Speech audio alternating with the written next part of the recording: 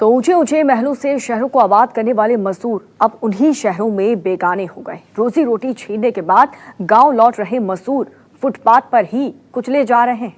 प्रवासी मजदूरों की घर वापसी का मंजर रोंगटे खड़े कर देने वाला है।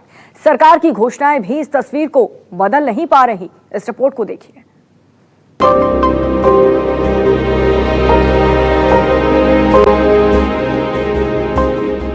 दिन बदला, तारीख बदली, लेकिन नहीं बदली प्रवासी मजदूरों की सूरत।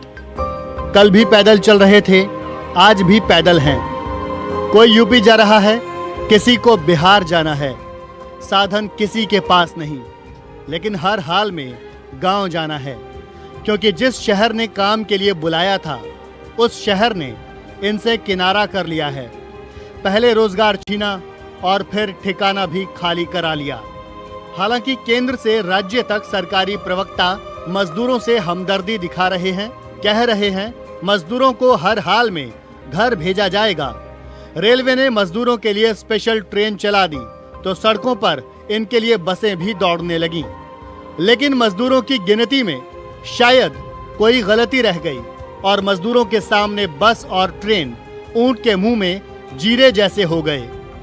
झांसी की बबीता भी इन्हीं बदनसीबों में शामिल थी, जिसे ना तो सरकार की ट्रेन में घुसने का मौका मिला, ना ही बस में बैठने का। झांसी में 2.5 साल का बच्चा मां को याद कर रो रहा था, लिहाजा पैदल ही चल पड़ी 500 किलोमीटर के सफर पर। लेकिन गाजीपुर बॉर्डर पर यूपी पुलिस ने बबीता के सफर पर ब्रेक लगा दिया। पुलिस ने पैदल यूपी में दाखिल होने से मना कर दिया। बबीता फट पड़ी। दीजिए ना, मर जाए जनता, क्या करे? भूख से मर रही है, खाने के लिए कुछ नहीं है। हम पैदल चले जाएंगे, बस रोके ना हमें। अरे कुछ साधन नहीं करवा रहे तो पैदल तो जाने दो। मेरा बच्चा झूठा है, 2.5 साल का रो रहा है। मम्मी घर पे आ जाओ, मम्मी घर पे आ जाओ। कैसे जाऊं? यहाँ से इंतजार करते करते 2 महीने बीत गए, मेरा बच्चा खाना नहीं खा रहा। कैसे रह रही मैं उसके बिना? चेहरे पर उदासी, सिर पर बोझा और मन में चिंता का तूफान। शहर से बेदखल होकर अपनी मिट्टी तलाशते इन मजदूरों के नाम भले ही अलग अलग हों, गांव और जिला भी अलग हो, लेकिन दर्द सबका साझा है। हर शख्स भूखा है, हर शख्स लाचार है। बबीता की तरह गीता भी अपने गांव हरदोई जा रही है, क्योंकि वक्त ने उसे दरबदर कर दिया है। दिल वालों की दिल्ली ने उसे बेदखल कर दिया है। अब कैसे भैया जाऊँ, चाहे तैसे जाऊँ। बच्चन को लेके साथ जाऊंगी, मकान मालिक भगा रहा है, खाक नहीं है तो हम क्या करूँगी? अब मजबूरी सामने है, कहाँ लौट के जाऊंगी? फिर वो भगागी, आएगी कि जाओ जाओ, नहीं तो किराया दो। तो किराया है नहीं तो कहाँ से दूँ? हरदोई के मुंशी लाल भी सपने सजाने दिल्ली आए थे, लेकिन अब चीथड़ों में लिपटे हैं। बरसों का हासिल यही है कि जहां से चले थे वहां लौटना भी मुहाल हो गया।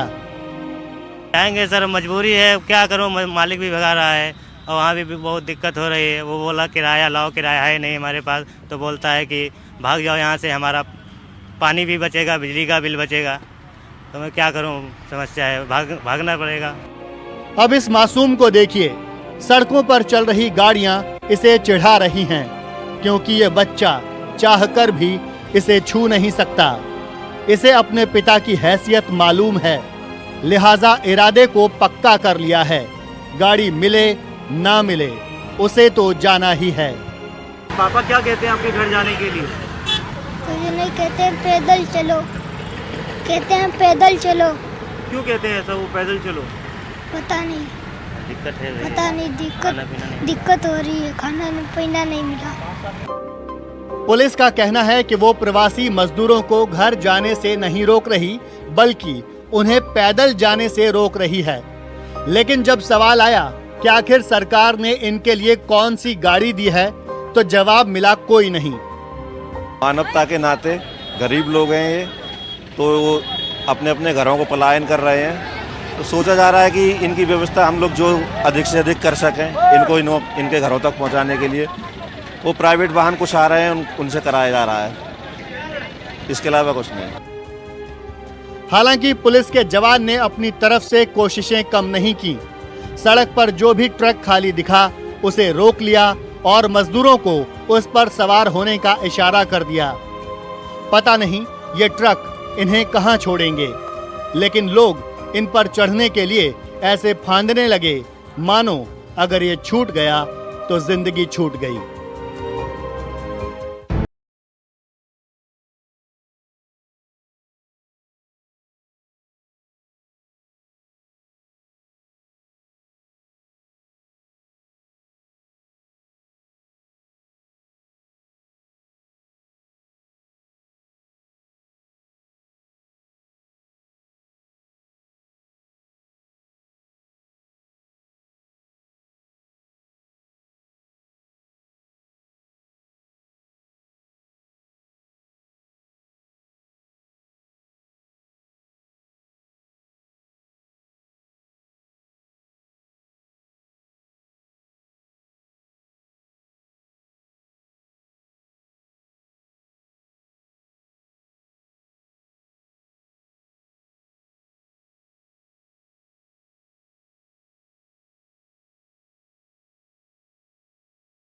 कल मैंने शाम को स्पेशली बैठक की थी, चीफ सेक्रेटरी को, डीजीपी को, एसीएस होम को और अन्य अधिकारियों को बुलाकर के मैंने बहुत सख्ती से इस बात को कहा। मैंने कहा कोई पैदल नहीं चलना चाहिए, कोई 2 व्हीलर और 3 व्हीलर से भी नहीं चलेगा, कोई ट्रक से भी नहीं परिवहन करेगा। उत्तर प्रदेश में जहां पे भी कोई प्रवासी कामगार और श्रमिक घुसता है उनके गृह जनपद तक पहुंचाने का कार्य करिए, जिससे गृह जनपद में उन्हें क्वारंटाइन सेंटर में ले जाकर के फिर उनका हेल्थ चेकअप किया जा सके और फिर उनको खाद्यान्न का पैकेट दे करके उनके घरों तक पहुंचाने की व्यवस्था हम कर सकें, जिससे होम क्वारंटाइन में रह सके। यूपी के मुख्यमंत्री ने प्रवासी मजदूरों की घर वापसी के लिए ट्रेनों की संख्या बढ़ाने पर भी जोर दिया है और मुमकिन है कि केंद्र उनकी इस मांग को पूरा भी कर दे। लेकिन खुद यूपी में भी हालात बेहतर नहीं हैं। ट्रकों और कंटेनरों में अब भी प्रवासी मजदूर भेड़ बकरियों की तरह लदे हैं। लखनऊ फैजाबाद हाईवे पर ट्रकों की लंबी कतारें लगी हैं। इन सभी ट्रकों में लुटे पिटे मजदूर भरे हैं, जिनके पास फूटी कौड़ी भी नहीं है। खाना पीना तभी नसीब होता है जब रास्ते में कोई दिलदार मिल जाए। एक के बाद एक ट्रक आपको नजर आ जाएंगे। ये देखिए खाने का सामान जो लोग हैं वो दे रहे हैं ट्रकों में। पुलिस लगी हुई है और लगातार यहाँ पर सिलसिला जारी है लोगों के जाने का। दर्जनों ट्रक अब तक हमारे सामने से गुजर चुके हैं और लोग जो भूख प्यासे तड़प रहे हैं इस तरीके से उनकी मदद की जा रही है। आप देखेंगे ये सभी लोग अलग अलग राज्यों से आए हैं और उत्तर प्रदेश की सीमा से होते हुए बहुत से लोग इसमें उत्तर प्रदेश के हैं, बहुत से मजदूरों को बिहार जाना है। ये देखिए गाड़ियां लगातार आपको दिखा रहे हैं, लगातार एक के बाद एक गाड़ियां आ रही हैं। निश्चित तौर पर ये तस्वीरें हैरान करने वाली है, लेकिन ये तस्वीरें इस सच्चाई को बयान करती हैं कि लाख रोके जाने के बाद भी मजदूर अपने घरों तक जाने को बेताब हैं।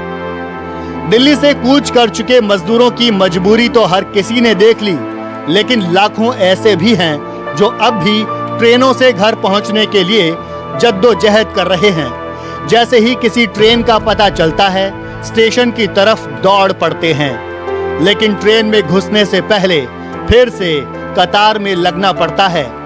मेडिकल सर्टिफिकेट का इंतजार बहुत लंबा हो जाता है।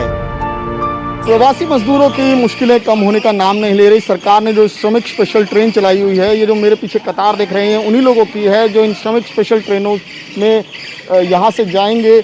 ये इस वक्त जो है मंदिर मार्ग इलाके में ये खड़े हुए गोल मार्केट के पास ये लंबी जो कतार आप देख रहे हैं उन्हीं प्रवासी मजदूरों की है, जिनको यहाँ से अब एक मेडिकल सर्टिफिकेट लेना होगा। ये अपने मेडिकल चेकअप के लिए यहाँ पर पहुँचे। उस मेडिकल सर्टिफिकेट लेने के बाद ही ये लोग अपनी आगे की यात्रा कर सकते हैं, ट्रेनों में सफ़र कर सकते हैं। रोजी रोटी छिनने के बाद हर कोई अपनी मिट्टी की तरफ लौटने को बेताब है। कष्ट चाहे जितना भी हो, लेकिन शहर अब उसे काटने लगा है। लेकिन जो पैदल नहीं जा सकते वो मन मार कर शहर में टिके हैं, अपनी बारी का इंतजार कर रहे हैं। सिर्फ ट्रेन में ही नहीं, राशन के लिए भी। लॉकडाउन 3 खत्म होने को है, लेकिन लंबी कतारें खत्म नहीं हो रही हैं। इस वक्त मैं नोएडा में मौजूद हूं, जहां पर ये आप लोगों की कतार देख रहे हैं। दरअसल ये कतार है राशन की लाइन, यहाँ पर राशन मिलेगा। सुबह 9:30 बजे से ये राशन मिलना शुरू होता है और उसी के लिए लोग सुबह से ही यहाँ पर आ जाते हैं। 5 किलो राशन, 5-5 किलो करके 5 किलो चावल, 5 किलो गेहूँ इनको मिलता है राशन कार्ड पे और तमाम लोग सुबह से ही यहाँ पर पहुँच जाते हैं और उसके बाद लंबी लंबी कतारों में खड़े हो जाते हैं। रोज़ का ये सिलसिला है। हम लोगों से बात करते हैं।